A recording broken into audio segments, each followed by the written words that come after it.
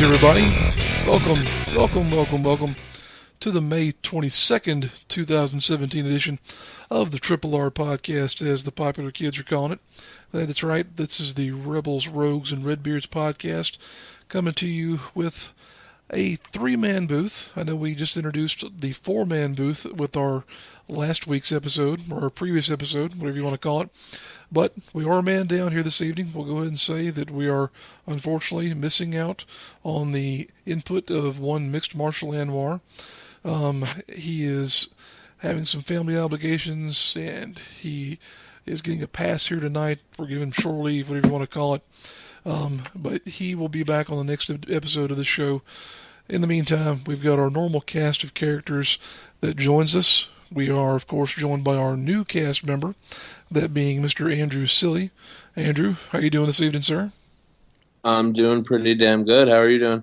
Fantastic, sir. Good to hear from you.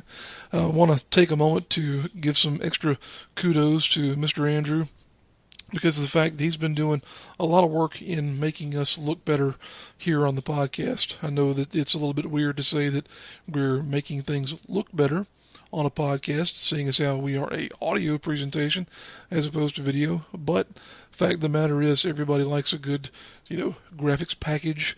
We like to have something that makes the whole presentation look good. So the fact that we've got somebody like Andrew who can put together a nice package for us, it's good to have somebody like him on the staff. So what can you do other than thank him for doing what he does and continuing to improve things here on the Triple R podcast? But also joining us on the program is our other regular cohort, Mr. Joseph McGee. Joseph, how are you, sir? I'm doing very well, and really, let's be honest, I'm probably the reason this is a audio podcast and not a video. So yes, we do make it look better every day by not showing me or really any of us, and it sucks that Anwar's out. Of course, he has some stuff going on, but hey, the way I see it, addition by subtraction. And I do want to let it be known, I did make the promise that this would be another three-man show. So didn't even take a week for me to follow through on my promise. Except you were trying to oust me as right. my doppelganger. You were going to take your rightful place in my spot. Unfortunately, I'm still around. Can't get rid of me, but our good friend Mixed Martial Anwar is out. So no MMA talk this week. Yeah, and that's unfortunate because we had, an MMA event up around Charlotte. Did you guys say it was in our production meeting? Did you guys say it was something happening around Charlotte Motor Speedway? Yeah, they as part of the Monster Energy sponsoring NASCAR now, they had Bellator matches there. I believe they had 2 or 3. I caught the very end of the last one, so I'm not sure if they were televised or if they'll be shown anywhere, but I imagine it'll be used somewhere along the line. So was their ring possibly next door to George South's Wrestling with Pancakes ring, or Wrestling with Hot Dog Payouts? I believe it was a little bit closer to the track, but they probably weren't too far away from each other. I know George, he's been running that gimmick up there for probably close to 10 years now, where he, and his band of misfits has a wrestling show right there near the track. I think it's either in one of the camping areas or somewhere up there, but it's amazing to see all the little spots that he manages to get his ring and his crew into, and bringing his distinct interpretation of professional wrestling, we'll call it, to the masses there. But George was kind enough to be a member of the Carolina's Professional Wrestling Awards panel here about a year ago, so kudos to him in continuing to live out his dream as a wrestler in the big town of Charlotte, North Carolina there. This is where I make a joke that the next year they should just put the ring on the track while they're racing. But I like George. He's a good guy, yeah. and he puts on pretty good shows. He does a lot for the community as well that people don't really talk about. So I'm okay with that. But I guarantee you, because I do remember, I believe Tito Ortiz was there. I don't think he was fighting. I just think he was making an appearance, and he don't work for hot dogs. So, No. So he ain't showing up at a George South show. And that'd be an interesting crossover. Get Tito Ortiz and George South in the same room and have some kind of a theological debate or something like that that might never end. It would no, it wouldn't. It would only end because people would kill themselves. Oh man! But at any rate, I'm going to hell. I'm going to hell. You'll have plenty of company, probably present company included there. But at any rate, we've had a busy weekend. We got a lot of stuff going on in terms of the professional wrestling world at large. We have had events both local and national in terms of things that have drawn our attention. We didn't really talk about this in our production meeting, but before we get really going in the nuts and bolts of the WWE events, I want to bring up an event that I was able to attend Sunday night in Charleston, South Carolina, presented by a company called Old School Championship Wrestling. I know it's kind of an odd name, but the folks who run Old School Championship Wrestling really do a tremendous amount of work to bring in talent that you don't normally see in South Carolina. I'm not going to get off on the whole riffing about the fact that the athletic administration or the athletic association in South Carolina limits what we can do with wrestling in this state, because that's kind of a dead topic at this point in time. It's not changing.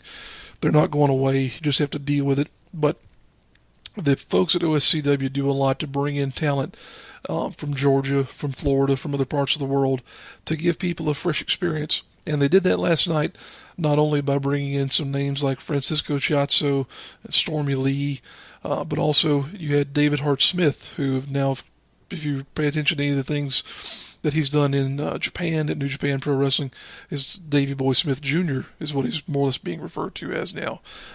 He had a match with Vordell Walker.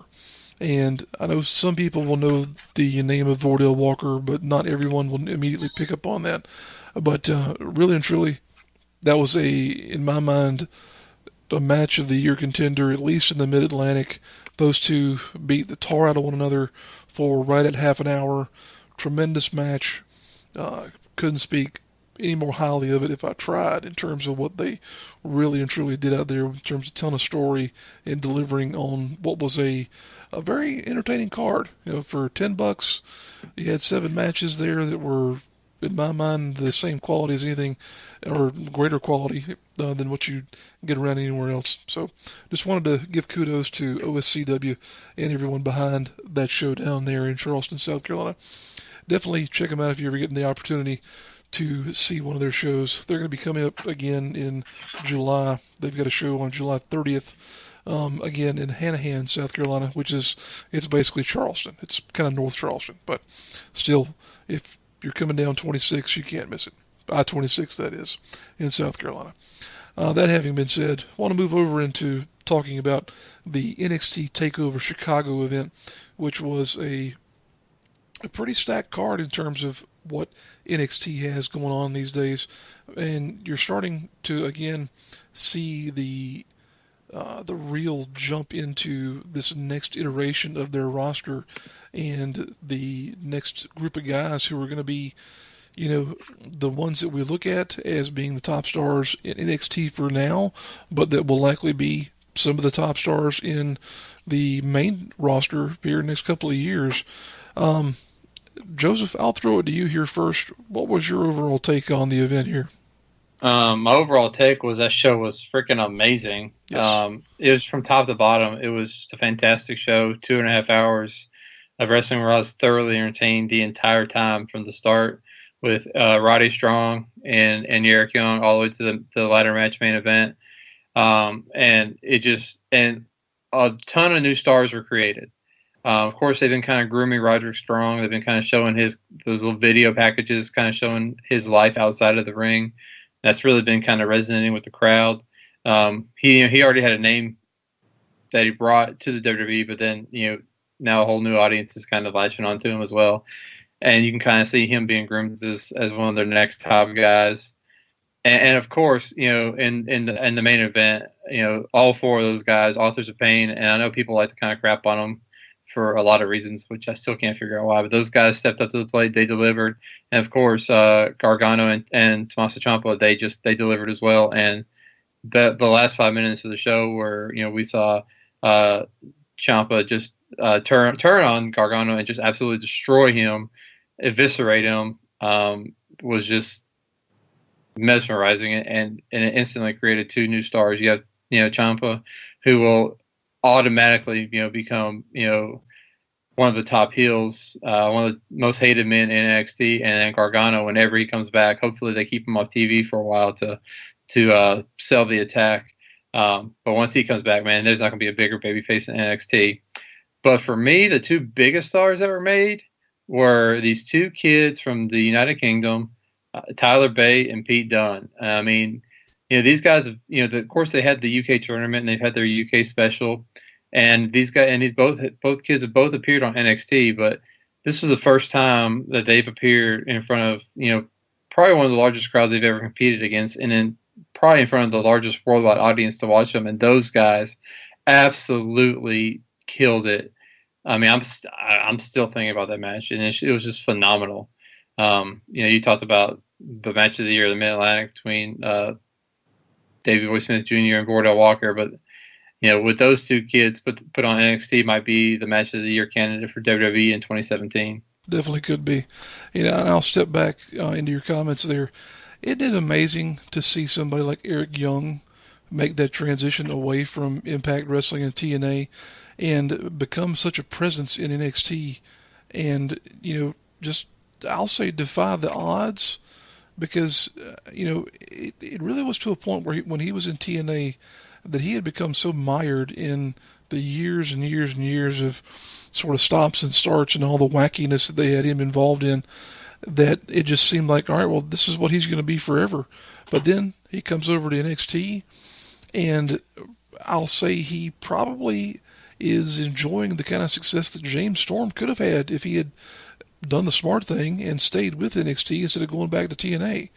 But I just, I'm impressed as could be with him and the work that he's gotten with Sanity as the stable goes there.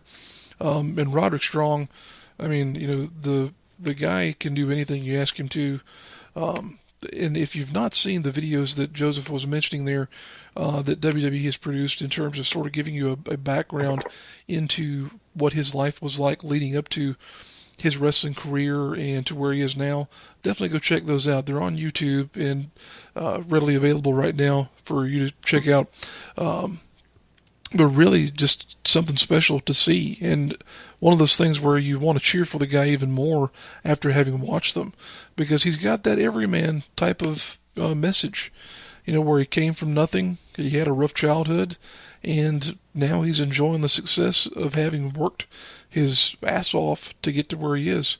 So can't say anything more positive about him, and I certainly hope that he continues to have a lot of success in the future. But the match of the night, I don't want to discredit the main event, but the match of the night was certainly the United Kingdom Championship. One thing I'll say before throwing any other comments out there, I'm a belt mark, admitted belt mark. That belt is the best design that WWE has in their entire repertoire right now, in my opinion. It's a fantastic design, takes better advantage of the layout that they have currently with the plate layout that they are using with their main championships, but the artwork and the tooling and whatnot really is something fantastic on that thing there. But no, the match itself between Pete Dunne and Tyler Bates, just, it's one of those things where you could only see 2 guys of that age and that resiliency beat the tar out of one another for that long and expect them to come back and be okay.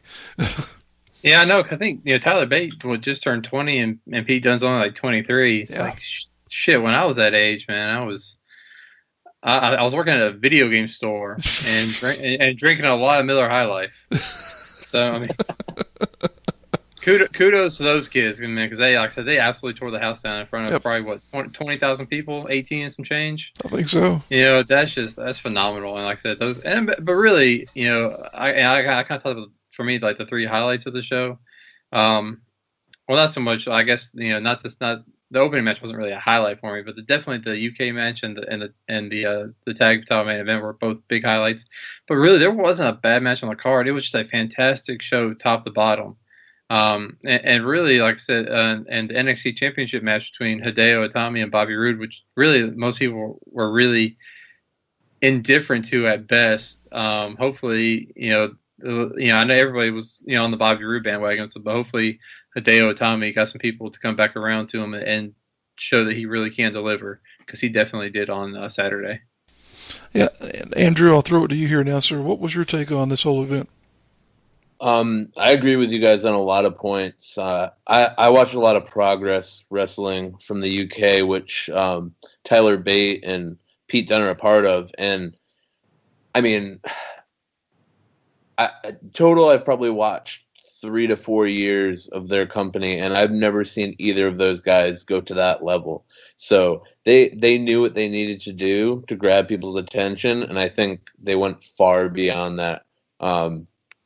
The fact that for once you could actually see how exhausted they were after the match, rather than some matches, especially on the main roster, where the guys look like they could for 20 minutes. It showed how hard they're willing to work to really put their names out there. And I mean, the fact that, like you said, Robert, Eric Young stepping out from behind the TNA curse, to me, he's not even the same person. He's just a veteran that it seems like he's been around forever. So the fact that they put him with Roderick Strong, who is also a veteran in the professional wrestling industry, I didn't expect much out of that match, and it was probably my second or third favorite match of the night.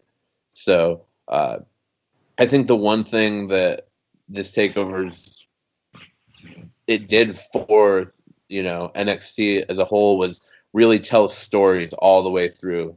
There wasn't one match where it was they just phoned it in, or it didn't really have a purpose or a meaning. Every single match, and especially the last 5 minutes, like Joseph mentioned, the fact that emotion between Gargano and Ciampa had been building for over a year now.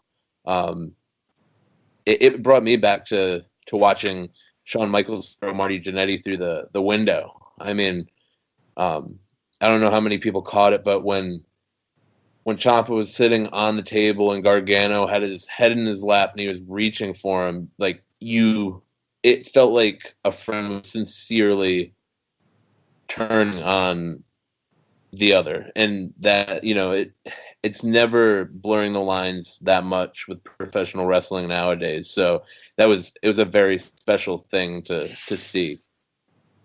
And that's the kind of storytelling that you really just don't get anymore, because everything nowadays has to be a quick payoff. It seems like, with the exception of what Kevin Owens and Chris Jericho did with their feud, you really haven't seen anything similar to the development of a friendship, a partnership between the guys in Team DIY, to ultimately this revelation of full-bore psycho killer Tommaso Ciampa taking out every bit of his aggressions on what has been, you might as well say, the source of his frustration for their not having had more success in the NXT Tag Team division. That, of course, being Johnny Gargano. Just a tremendous bit of storytelling, and I don't really know what I should say I don't understand what the criticism of the authors of Pain could be at this point, because those are two big men who have a lot of years left in them in terms of what they're going to do in professional wrestling.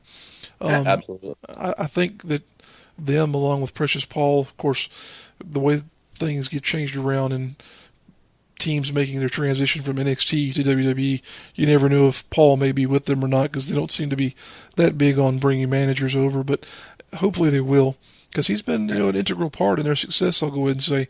But even so, I think those guys have a lot left in the tank and a lot to do in the future. And Paul Ellering definitely earned his paycheck Saturday. Yes. For a man who's probably pushing 70, he was in there, he was physical, he was active, and And he definitely adds. I mean, he adds a layer, an element to Authors of Pain because again, I don't think either of them are very strong talkers, and of course, he's one of the best talkers of all time in the business. But again, I know a lot of people are just, they're down on the Authors of Pain. They don't like him for whatever reason. I'm just like I've watched those guys in and time out, and it's like, especially when they're working against the top guys, and it's like if they're holding their own, they're hanging in there. They were able to hang in there with the Revival. Of course, they hung in there with DIY, and at some point, like I said, hopefully they can make believers out of them.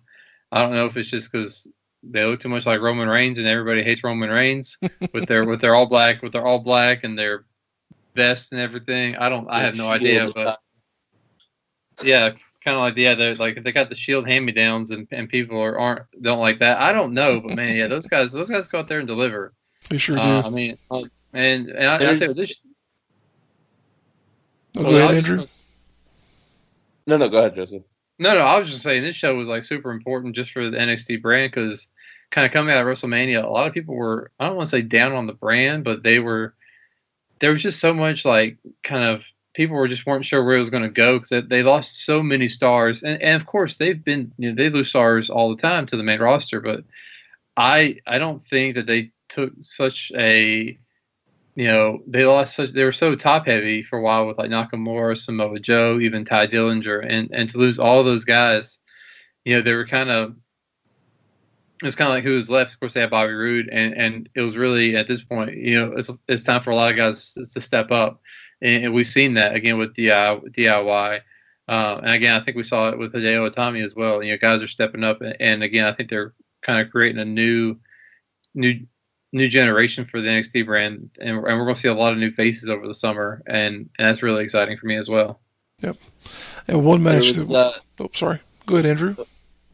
There was just two things I'm going to point out about that turn. I don't think many people actually realized it, but and I feel like this is Triple H's doing, but after every match, Ciampa would always grab Gargano by the back of the head, and that's exactly how he initiated the throwing him into the LED lights. And I don't know, they didn't really pick it up on the microphones, and I don't know if you guys heard it, but right before he did that, he actually whispered to Gargano, he said, "This was supposed to be our moment, now it's mine." And I didn't see that. Oh, wow. I really, really hope they play that up. That's something he can be saying as the feud goes on, like just blaming everything on Gargano. And there was definitely like a spot in the match too where Gargano kind of did this whole self-sacrifice thing where he shoved Ciampa out of the way and took that brutal ladder to the face. Yeah. So I think that could definitely play into it. And also kudos to the production team. They had a couple snafus in this, but one of the things I really loved was because kind of going into the event, there was rumors and rumblings that they might break up DIY and how would that work. And they kind of threw up that little graphic in the bottom corner of the screen that has like the logo of the event, the timestamp, and the copyright and everything. And that logo always signifies like this show's about to go black, it's over. And then we got the turn, and a good 5 more minutes of television, and that was just it's the little things like that that really, I think, added to the shock and surprise and the overall effect of what happened. And I think I actually. Oh, go ahead, Andrew. I missed the event live, and I saw it was a spoiler at the time. I saw something about an elevator, or not an elevator, an ambulance. Sorry, Gargano was being taken away in an ambulance, and I just figured that he was hurt during the match, or they were doing some sort of angle to really beef up what happened in the match. So it was even a surprise to me watching it on a delay. And he probably got on an elevator to get to the ambulance. So yes, that's what I was going to say. So like you said, when they threw up the logo on the bottom of the screen, I was surprised as if I had watched it live, because I just expected, he actually got hurt or whatever it may be. So. And that's one of those little things that I think it really defines the difference between the NXT product and the main roster stuff. And I don't know that they've just got different producers or different layers of the creative environment as a whole, whatever you want to refer to it as. But there's just so many little subtle things that you can pick up in the NXT product that you don't see on Raw or SmackDown. And it's just cool little stuff that true fans like us can pick up on and appreciate, that adds that much more to the whole experience.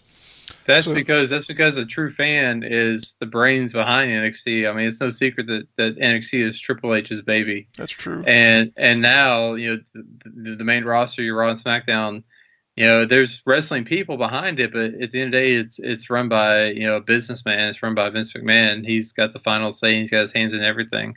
That's your difference, and that's why it's so night and day between the two. Even though it's under the same corporate umbrella, it's all WWE. But like NXT has that look and feel and those intangibles because of a guy like Triple H. Yep. Triple H also he posted a photo with Road Dogg, who was helping him with NXT, and I think Road Dogg does a lot of the behind the scenes stuff with SmackDown. So I mean, that would make sense. Right now, SmackDown's the hotter show, and it like you said, Road Dogg is a wrestler. He's a fan, so he fits right in with Triple H. Yep. So definitely a lot to look forward to in the future from NXT as we continue to see the progression of this roster and to see new stars being developed and old names, as we mentioned, like Eric Young and, of course, Bobby Roode, continue to be a big part of the show going forward. So we'll have to see what is coming next for them in the next few months as they build up to the next TakeOver special. But for the time being, we're going to take our first commercial break of the show here. We appreciate you guys tuning in. Wanted to give you a special opportunity, if you have not already, to go ahead and click the subscribe button on whatever media platform it is that you're enjoying this particular episode of the Triple R Podcast. We appreciate all those. Appreciate all your likes, your comments, and everything else that you can send us as we continue to develop a little community around this show of ours. Appreciate you guys tuning in. We'll be back in a few moments. If you're interested in a getaway to Central Florida but don't know where to start, you should contact Magical Wishes Travel with the Truesdales to help you plan a truly unforgettable vacation. Magical Wishes Travel with the Truesdales can handle booking all aspects of your trip, from hotel rooms to theme park tickets and stroller rentals to dining reservations. Magical Wishes Travel with the Truesdales can take the stress out of planning your next vacation. Contact them today via their Facebook page, www.facebook.com/MWT-Truesdales. That's facebook.com/MWT-Truesdales. Welcome back, everybody. Appreciate you tuning in with us here on the Triple R Podcast, Rebels, Rogues, and Redbeards. We're talking the weekend events of WWE. We've already been over the NXT TakeOver Chicago event and our impression of that card there. Now we want to talk about the other big event from the WWE spectrum, that being the Backlash pay-per-view, which had a lot going on, some stuff that would be considered a major surprise, a major turning point, we'll see, in the entirety of the company here because of what happened in the main event. So let's go ahead and get it out of the way. Joseph, the floor is yours. Have at it. The Maharaja! Yes! Jinder Mahal. My man. The number one Jinder Mahalic in all the world. You can start calling me Joseph Mahal. What? I love it. I absolutely love it. He shocked the world. And I know kind of going into the event, a lot of people are starting to kind of get on the Jinder Mahal bandwagon. I'm going to tell all of you to piss off because I was there long before you ever got there. So again, don't come around late to the party now that he's the champ. I've been in the Jinder camp for a long time. I'm really excited. It's new. It's exciting. It's great to see them take a risk with a new superstar. I know a lot of the criticism going into the show was, he had lost like 80% of all his matches over the last year or so in the WWE, and how could he all of a sudden be a contender? And don't fault the poor creative over the last year for what's happening now, because I think it's great creative, and it's just proof that anything can happen in the WWE. And it's actually one of the fun narratives coming out of the show was guys like Heath Slater and Titus O'Neil kind of tweeting and saying, well, hey, if he can do it, I can do it. So it just creates that aura of like, again, anything can happen. But that's the fun thing about sports too. If you when given the opportunity, people are allowed to rise to the occasion, and we see it all the time in sports, and it's no different in WWE. So I'm really excited to see what they're going to do with gender kind of going forward. And for me, and I talked about it in a previous podcast, this to me reminds me a lot of what JBL did in 2004 when he made that transition from the APA to all of a sudden he was this, again, did not a complete 180 with his character, but like at least like a 145, where he was just completely different. He was still Bradshaw. He still wrestled the same, but all of a sudden, instead of being a beer drinking barroom brawler, he was this Wall Street tycoon, and it's just a really fun character. And again, the same thing, unlikely champion. Won the WWE championship and ended up having one of the longest reigns over the last 10 years. He went from really kind of being, really a nobody to being a wrestling god. And now, gender's got the chance to do the same. So it's really exciting. Yeah, I'll tell you this. What really just trips me out the most about this whole thing is that you think back a couple of years ago when Heath Slater, Drew McIntyre, and Jinder Mahal are 3MB. It's like, how did that happen? How is he now the top guy in the company? But then, as you said, it's just proof of the fact that this is a company where if you work hard, if you time your spot right, you can have a major amount of success in the world of professional wrestling. And what's more, I know there have already been a lot of comparisons drawn to this character, but I think that this is going to be what could have been, if probably even more, to be honest with you, because I think Jinder has better range than this guy. But I think this is going to be what the potential title reign of Muhammad Hassan could have been if they had actually been able to do anything with that character. But with Jinder, he's got good range. He's come back and done so well in terms of improving his physique. He looks like a top guy. The inclusion of the Bollywood boys, as part of his group or stable or whatnot, it's a great addition. I will say that I've not been a Jinder Mahalik since day one, as Joseph has been, but I will definitely say that I'm on the bandwagon now because it's a great creative decision to give somebody an opportunity and to let him run with the ball. I hope this is not just sort of a flash in the pan type thing. I tell you what, too, last night when that happened, you could hear there was like a million screams, and it was all these Cesaro and Sami Zayn fans just crying and screaming in anger because Jinder Mahal was given the opportunity is now WWE champion, and their guys can barely get past the mid card, which I love those guys, and of course Sami Zayn had a great match he did a great thing at Backlash by defeating the worst wrestler on SmackDown, Baron Corbin. But again, I can just imagine all the Cesaro fans out there who are just screaming in anger that this happened, which is another reason why I love it. Well, that's something that we talked about in our production meeting too, is going through and watching the broadcast. You see them panning to these people in the crowd, and it's like, well, some of them, they react the way that you would almost want them to in terms of continuing whatever storyline's being presented. But then you have some that are just, they're laughing or they're sitting on their hands or whatever else. And it's like, where does this come from? How do they plot out, okay, we're going to show you this image of this guy for those 20 seconds, and then we're cutting to this guy over here. How do they know who's going to react in what way?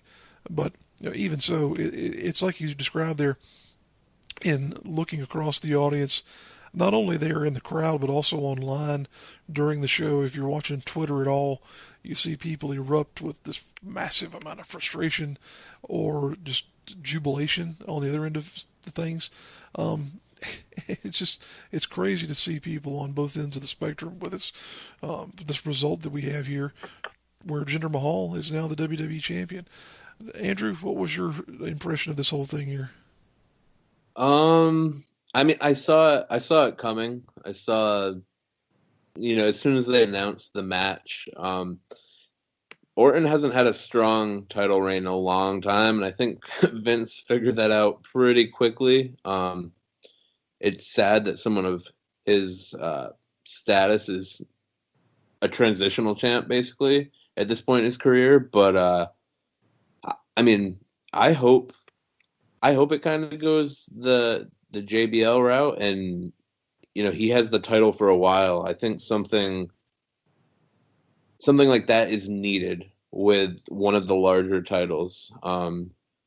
It's gonna upset a lot of people who want those quick feuds and want things to end, but this is WWE's opportunity to really make the title mean something, especially considering the Universal titles hasn't been on the show since it was won. So for me though, the opening match of the actual pay-per-view, the Ziggler and Nakamura match, was, for me, it introduced Nakamura in the perfect way.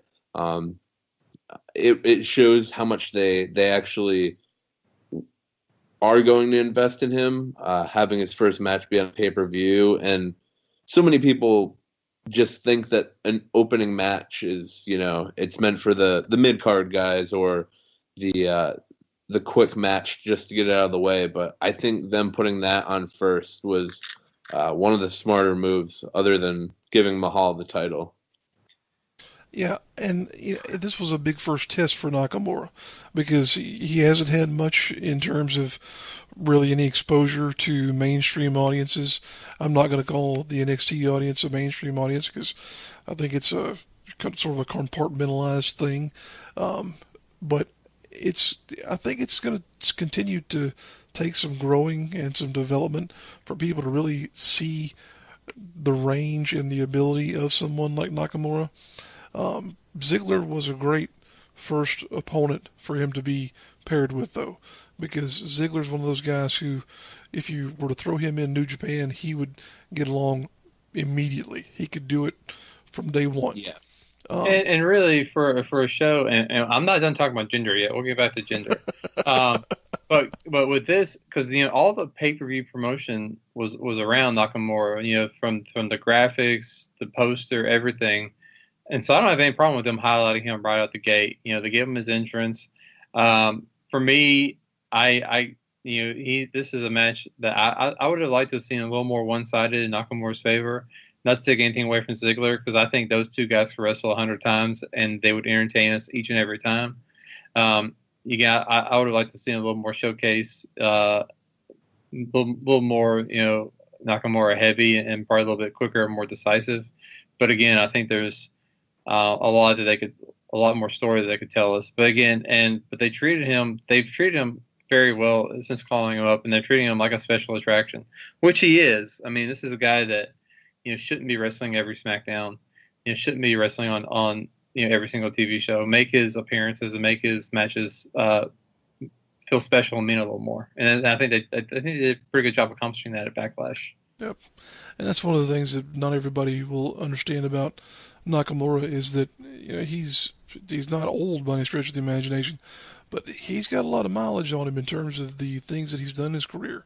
Because making the transition from MMA to being a star in New Japan Pro Wrestling, having absolute wars over there with guys like he's had matches with Brock Lesnar, he's had gosh knows how many matches with AJ Styles and all these other guys who have earned their chops for being the legit strong style stars that they are. So it'll do well for him to be a part of the WWE roster because he'll be able to not have his brains bashed in by somebody like Okada or whatever else on a daily basis or a weekly basis, I should say. So it's going to be good for him in terms of his longevity. I do question occasionally I'll say the decision to change him just a little bit. in terms of the difference between what he was presented as in NXT to now being the artist, Shinsuke Nakamura. That's stupid. Whoever thought of that just needs to be just bludgeoned. Like, what's wrong with why? I mean, they don't have to give everybody a tagline or everybody a fancy catchphrase or name. Like, just let the man be Shinsuke Nakamura. Let him do his thing. Let his natural charisma come out. Don't give him. And the worst part is when they say stuff like that. Of course, you make the immediate comparisons to Prince. And if you're a wrestling fan that's been a wrestling fan for any significant amount of time, then you make the immediate comparison to the Prince, the artist formerly known as Prince Iakea in WCW. And I love me some Prince. There's probably not a bigger Prince fan in the greater Charlotte area than I am. Although I'm sure you can probably find some. But that being said, I'm still a huge Prince fan, but you can't saddle him with a nickname like that. It doesn't do him any good, and he doesn't need it. That was what confused me, because in making the transition away from NXT to the main roster, and I'll go ahead and back it up even further, in going from New Japan to NXT to SmackDown, I would say that we're to a point to where WWE at some point in time is going to have to be respectful of the fact that people can see, okay, this guy has been all over the world. He's done all this stuff. Why is he now suddenly this other thing? And, in terms of the fan base, it's going to be like, all right, just let him do what he does best. Don't try and regurgitate him as whatever form you want him to be. We know he can do better than what you're going to try and throw at him.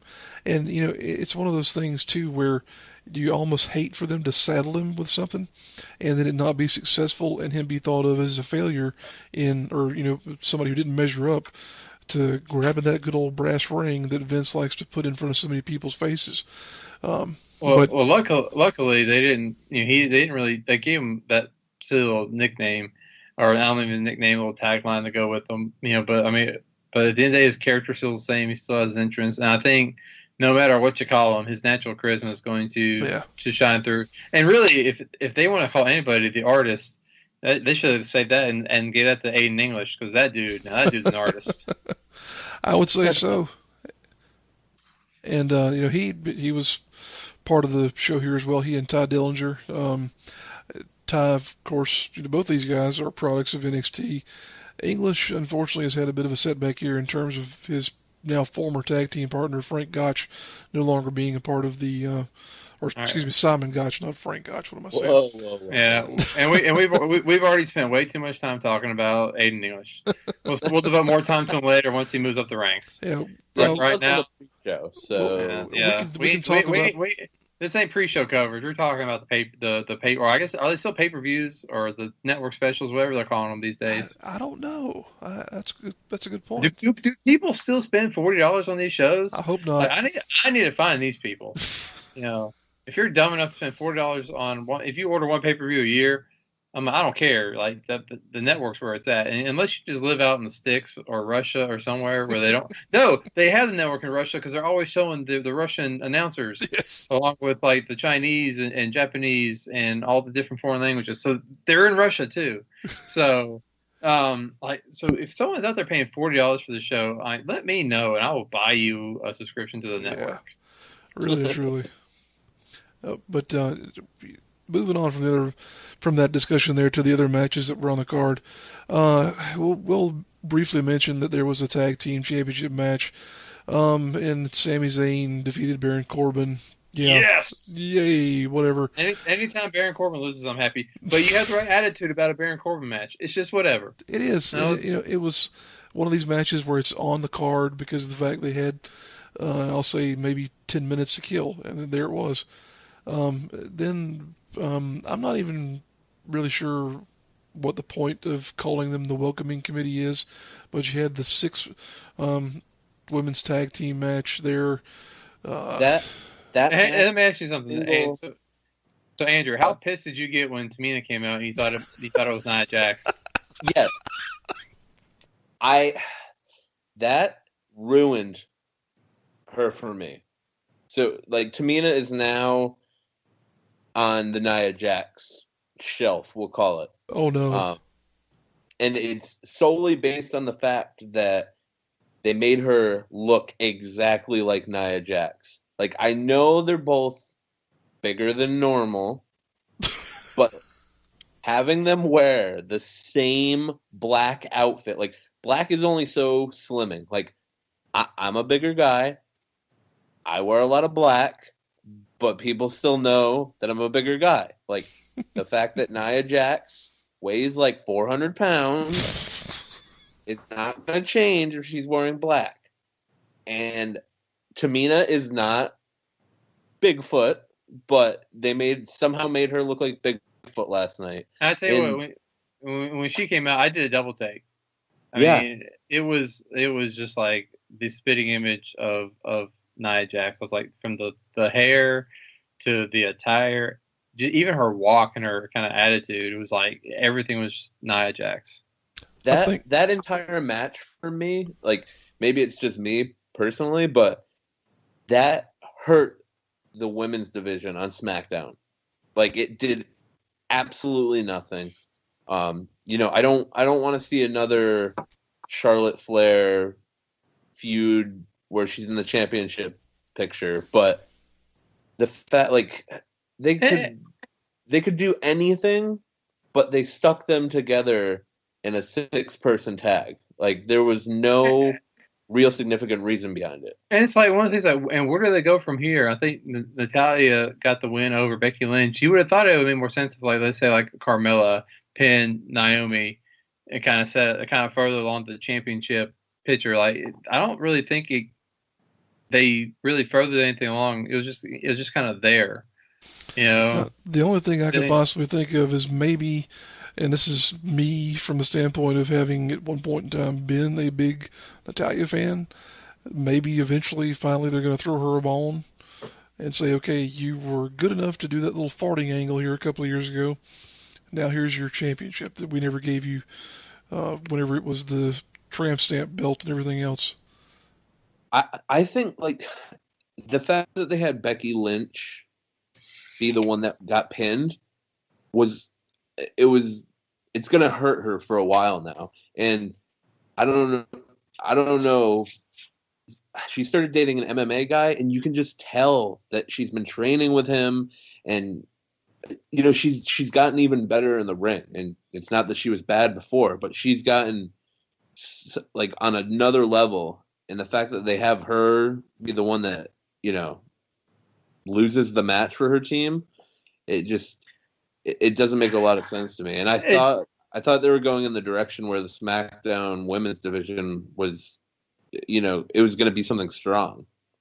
Well, I mean, they lost their strongest talent to Raw when Alexa Bliss went over in the Superstar Shakeup. I mean, yeah, they got Charlotte, and she's all well and good, but it's like they have nothing surrounding her. And I mean, you look at someone like Carmella, when she was brought up, I thought she was brought up like a year too soon. Natalya, she's serviceable, but I mean, she hasn't done anything to make me get behind her in years. Naomi's good, but it's like, who else do they have? And really at this point, and even like there's no women from NXT that can get called up. The only NXT woman that's ready is Asuka, and she's in the middle of like a 17-year reign as champion. So she's not going anywhere for a minute. I think when she does, I mean, she's tailor-made to fit in right in on SmackDown and destroy those ladies. But it's like that match right now, it wasn't just a 6-1. It was like that was the entire division in one match. It was. Which wasn't good. But, no. It was just, It is what it is. And another thing along those lines was, for some reason, a match between Luke Harper and Eric Rowan happened. I guess we now have the permanent dissolution of the Wyatt family, as it once was. So that's what it was there. The only other highlight beyond, and Joseph, we'll get back to gender here in a moment. It's okay. I know you're chomping at the bit there. But the match between Kevin Owens and AJ Styles, those two guys there, it's something that's going to be able to continue the feud for the United States Championship and continue to elevate that belt to being something that's really valued on this brand. I would say, we've already talked about how SmackDown is the better performing brand at this point in time. It's definitely to a point where the United States Championship, I'll say, is higher in terms of its value than the Intercontinental title, at least in my opinion, anyway. It's higher than the Universal title because at least it's being out there and defended every week, and it's on, And the former Universal Champion is now the man who's carrying the United States Championship. And I'll tell you what, this match, and again, these are two of my absolute favorite wrestlers, not just in the WWE, but in all the world. I'm a huge Kevin Owens fan. And AJ Styles, again, he proves time and time again why he's probably the best in the world right now. And I loved this finish. Again, it was creative. It was something we'd never seen before. It's once again a way for Kevin Owens to kind of get away. The dastardly bad guy that he is, he can get away with without having to get beaten. Just skip by the hair of his by the skin of his teeth, kind of get away and retain his championship. Of course, they'll square off again. So it'll be interesting to see their future matches. I think the next SmackDown pay-per-view is the Money in the Bank pay-per-view, so I'm sure they'll square off again there, and it'll be another fun, exciting match. But I love the finish of the match.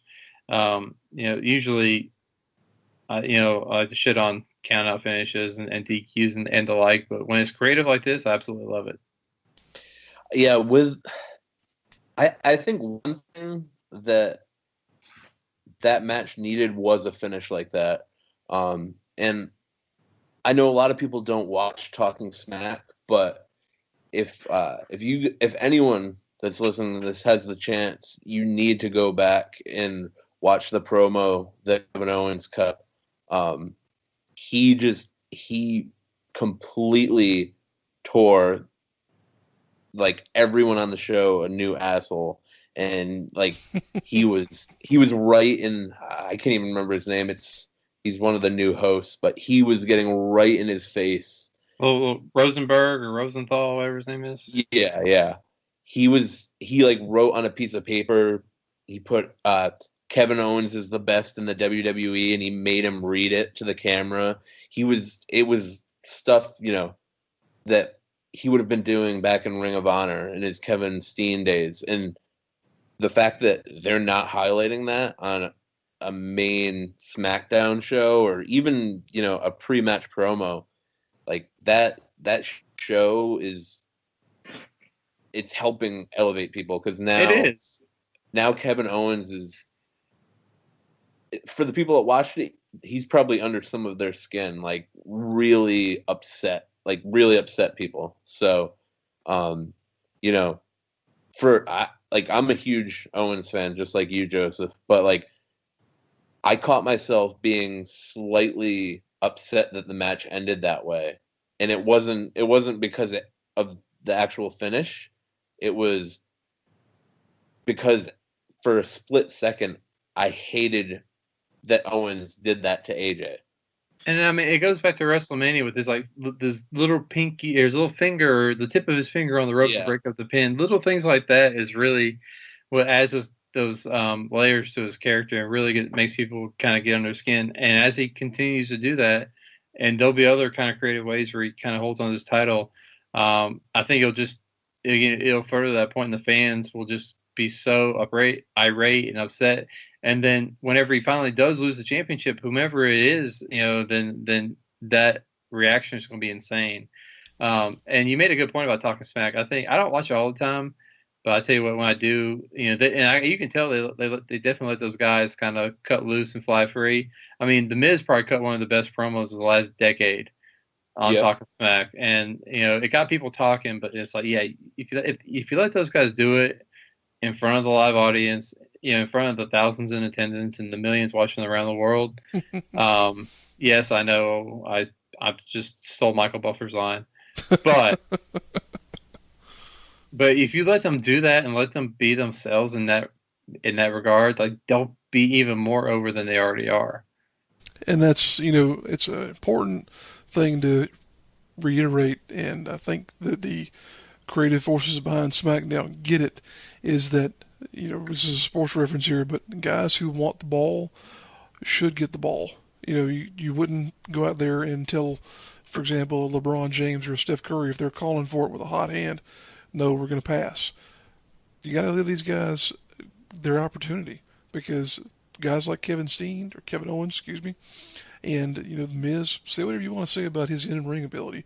He's gotten tons better than he used to be when he was first in the company. But these guys, they are such intelligent heels and villains. They're charismatic in how they deliver things.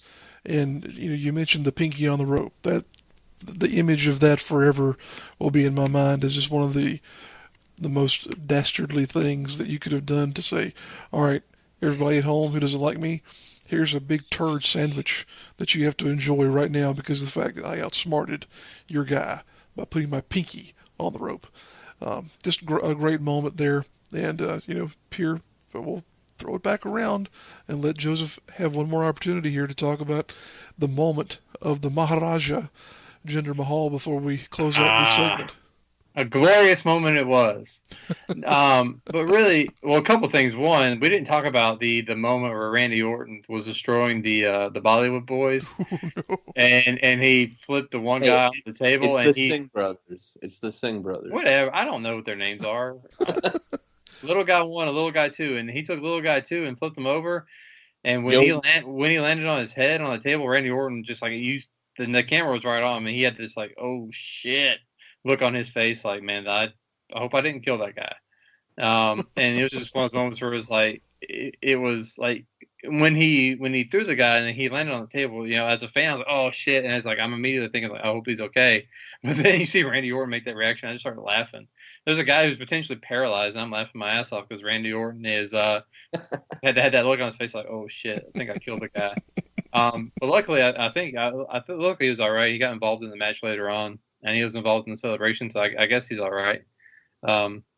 He's a springy little guy. He bounced back. But yeah, it's but that was just like one of those like moments that was just unintentionally entertaining, but it was a lot of fun. But for me, looking at Jinder, like, kind of where does he go from here? Like, and I'd be interested to see what happens on SmackDown tomorrow. Like, who's his next challenger? Do we get him and Randy Orton for another month? I know people online, I guess the rumor is Rusev, and I think there's a lot of potential in bringing in Rusev back as a babyface. He's entertaining as hell. He's very funny. If anybody watches Total Divas, I can promise you that dude, he's one of the highlights of Total Divas of this past season. Dude's funny as hell. He's got a great power moveset. People, got behind him as a heel. I think he could get over as a babyface. And him and Jinder Mahal, I think, would be a fun series of matches. But yeah, because it's like, I don't see, of course, AJ and Kevin Owens are been going at it for a while. Nakamura, it's too soon for him. I could see another month of Randy Orton, even though I really don't want to. I mean, those guys had a great match last night. It was actually very entertaining. I'm just ready to again see some new. I would love to see Sami Zayn challenge Jinder Mahal, but it would be really interesting to see where they go from here with Jinder, and I think it's going to be very crucial for his credibility as champion and kind of where they go from here. These next few steps, it's really going to determine how we look back on him as champion. But that's the great thing, though, about this is that we don't know what's coming next. And, that in the modern era of professional wrestling, it always seems like with the advent of the internet, we know what's coming next. We have an idea of what's going to be happening 6 months from now. At this point in time, not only is SmackDown the land of opportunity, it's also the land of mystery because, we could have the continuation of the feud with Randy Orton, or, we could have something else entirely come along here. And it's great for creative. It's great for, again, opportunity to be what it is. But this is the sort of change that really spurs on someone who has a creative mind to be able to look at a roster and say, hey, what would be an interesting combination here? What's something else that we maybe haven't done before that could work? Because it seems to be working so far. And I know we're just, we're one day into it, but I'm going to say that this could potentially be something cool here that could hopefully last a couple of months, maybe a year. Who knows how long? So we'll have to wait and see what they do with old Jinder there. But I definitely would say we got 3 Jinder Mahalics here present and accounted for. Andrew? I did just check WWEshop.com, and I'm pretty sure he's the first champion to ever have the title and not have a T-shirt. Which is a damn shame. There are so many great marketable things you can do. You could have, I mean, all different T-shirt designs. Your Maharaja T-shirts. All these different, like, really cool T-shirts.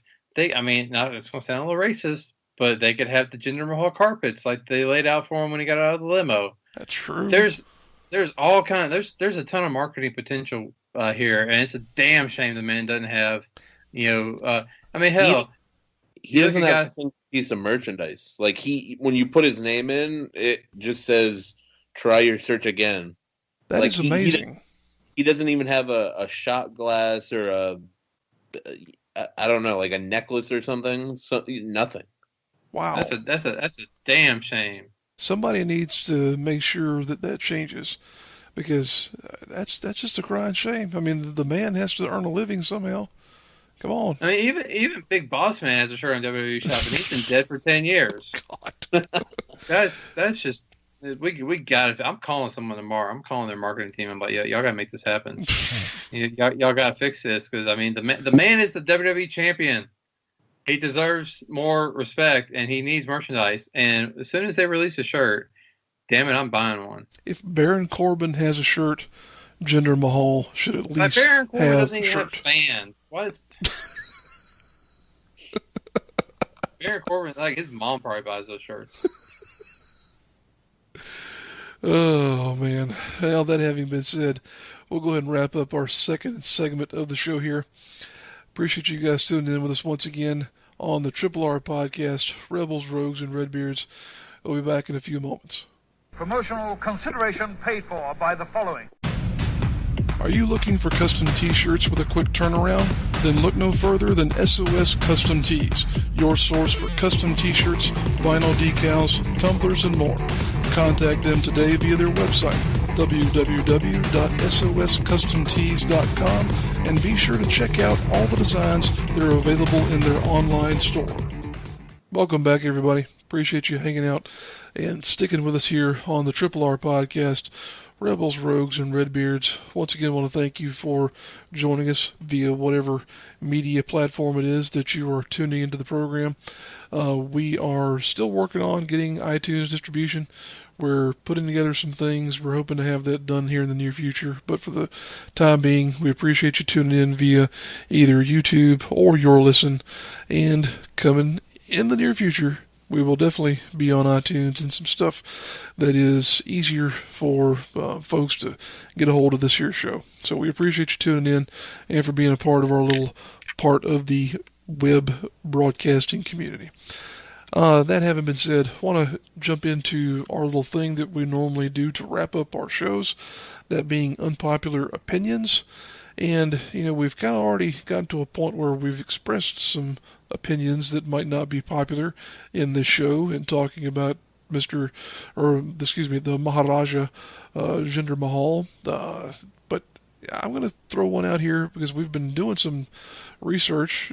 Andrew brought it up in the last segment that Jinder doesn't have any merch whatsoever. He doesn't have so much as a shot glass on WWEshop.com or Shop Zone, whatever it's called now. Lex Luger has a shirt on WWEshop.com. The man hasn't been in the company since 1995. I'm hot about this. This is some bullshit. Aleister Black has a shirt on, and he's gonna be like a future star at NXT. But again, he's a future star. He's not the current WWE champion. No Way Jose has a shirt on WWE Shop. Teddy Long has a shirt on WWE Shop. Are you freaking kidding me?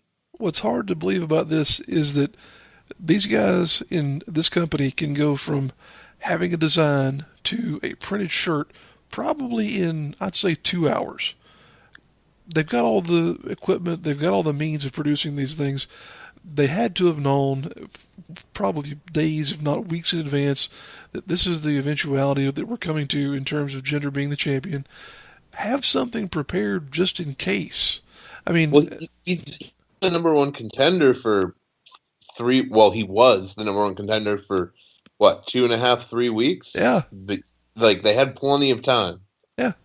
And, I think that the unpopular opinion that we all three could go off of here is just the fact that this is a huge mistake and just a real misfire on the part of WWE in not having an opportunity for us to throw some money at the company. We're, at least three people here willing to say, all right, well, here we'll pay $20 or $25 for a T-shirt. It's got a cool logo on there. They're doing a sale where it's buy one, get one for $1. I could have bought a Kevin Owens shirt and got a Jinder Mahal shirt for $1. Or you could have bought 2 Jinder Mahal shirts. Or a Luger shirt and a Jinder Mahal shirt. No. Or you could have gotten... You could have even gotten. Although I'm a big fan of I'm a big fan of the KO Mania 2 shirt. I bought one the last time they had this sale, and got my wife a Finn Balor shirt for $1. So it's a pretty awesome sale. I like when they do it. But you're right. I mean, there's such a missed opportunity. They actually were promoting. They were promoting earlier that they put out a new Roman Reigns shirt. So a guy who was a jobber 2 months ago wins the title, still doesn't get merchandise, but Roman Reigns gets a new T-shirt. It makes no sense. That's mind-boggling. By the same token, you guys could have gotten a trio of Baron Corbin shirts and a Jinder Mahal shirt. Just throwing that out there. No, I have plenty of toilet paper. I do not need a Baron Corbin shirt. Doink the Clown has merch. It's only getting worse at this point. Right. Let's Kevin Von Erich. Kevin. Like the least talented of all the Von Erichs. Oh. Just happens to be the only one that's alive. But he has merch on WWE Shop. Oh, man. Hacksaw Jim Duggan, which, I love me some Hacksaw, don't get me wrong. He's got merch. This is ridiculous. I'm getting hot. Funny story about Hacksaw. He actually lives about 2 miles away from my in-laws up in Kershaw, South Carolina. Just throw that out there. He's got a giant wood cabin style home up there. It's kind of tucked away back in the woods. But are you sure it's a wood cabin and not just made out of 2x4s? It could be. All those 2x4s that he trotted out to the ring, he just managed to fashion them all into a huge home for himself. But, or anytime he goes to make a public appearance, he's just like, oh, let me just go out back and just knock a piece off the house. Vince probably did make him pay for those. So probably so. He probably has a surplus of them. Not counting the ones he used during his run in WCW, of course. So the Iron Sheik has merchandise on WWE Shop. God. Hey, Finn Balor has a jacket, but Jinder Mahal doesn't even have a sweatband. Superstar Billy Graham has a shirt on WWEshop.com. This is depressing. You're damn right it is. Oh, God. Well, Enzo and Cass have 37 different designs. And I love me some Enzo and Cass, but you can't spare one of their... Actually, they have the New Day tag belts. I want a Jinder Mahal heavyweight title. Yes. It's only fair at this point in time. So, Vince, if you're out there listening, and we know you are, please get on the stick and make some Jinder Mahal merch. Right now. Right now. Right now. Oh, man. Oh, anyway, unpopular opinions. we still got those. Oh, well, I think mine could only be that at this point in time, a Jinder Mahal shirt would outsell at least 70% of the roster in terms of the overall merchandise sales that those guys are putting out there. I think it would be that good. I think it would outsell anybody not named John Cena, AJ Styles, Kevin Owens, or Roman Reigns. Yep. it would have to. Yeah. And it might even outsell again. I have no delusions of grandeur. I know. He'll never outsell John Cena. He might even. It's out of the realm. He might. Outpace a guy like Kevin Owens or Seth Rollins. But it's I definitely think if he had a shirt right now, and if they ever release their top 10 items for the week, Like his would definitely be the top selling item of the week right now. I think it's only fair to expect that, given the nature of what's happened here recently. So, Joseph, do you have anything else for us as far as an unpopular opinion? You know, I did. Then I got all wrapped up in this WWE shop bullshit. Avatar still sucks. Trying to think. So actually, I do have an unpopular opinion because there's actually a movie coming out in a week or so, Baywatch, starring Dwayne "The Rock" Johnson and Zac Efron. And most people are shitting on this movie, and they're kind of going in with negative expectations. And I have an argument that might say otherwise. And a movie that was released a couple years ago, again, that was based off an 80s TV show that was mediocre at best. You know, starring some guys that were hot young comers in Hollywood, and ended up being a very entertaining movie. And that was 21 Jump Street. And so I think Baywatch could easily be like this year's 21 Jump Street, a movie that's just entertaining as hell, comes out of nowhere, and shocks the world. Now, it could be a big pile of hot garbage, but I'm predicting that it's going to be like the next 21 Jump Street. Well, I'll be honest, I didn't see 21 Jump Street. And What? Oh, dude. Go to Redbox. You know, however the kids are getting their movies these days, get it on the iTunes. Dude, and even like 22 Jump Street, also a fantastic, like just great movies. See, we don't have a Redbox around here, and that's one of the things that really troubles me is that we had several, and then about 8 months ago, all of a sudden they just all vanished. Neither here in my hometown or really anywhere in the surrounding little vicinity. We don't have a Redbox, period. So I'll have to give that movie a shot, though, because I have heard but you do have Amazon Prime. Oh, yeah. You get 2-day shipping. You can get both movies on Blu-ray for $15. That is a deal and a half right there. You're getting three solid hours of entertainment. It's pretty damn funny. That Channing Tatum, dude's talented. The ladies like to look at him, but he can deliver. Go buy it. I'll give you $15, and you can go buy it. I'll have to tell my wife to throw that into her next order whenever she's shopping on Amazon, as she does here seemingly on a daily basis. But so yeah, you won't be disappointed, and I really feel that Baywatch has the potential to be like this year's kind of sleeper hit, a la 21 Jump Street. Very good. Andrew, how about you, sir? So I'm trying to figure out if this is my actual opinion or if it's because of TakeOver. But I think that Eric Young should be in the spot that Austin Aries is in right now.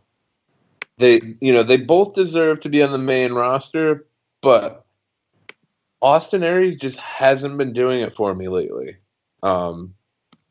I think Eric Young would be better suited for it. I know it's an unpopular opinion, but I'm excited to see what Eric Young can do on the main roster. Maybe that's why I'm thinking about it that way. But the connection between how good his match was at TakeOver and how Aries has kind of just been going through the motions. It's I just wonder what the turnout would be if they were in opposite spots right now. Well, since WrestleMania, I'll say that Aries hasn't necessarily been blowing anybody's skirt up, to be honest with you. I know it's been kind of him mired in this feud with Neville, and I hate to say the two of them haven't really done anything since then, but it's gone on too long, I think.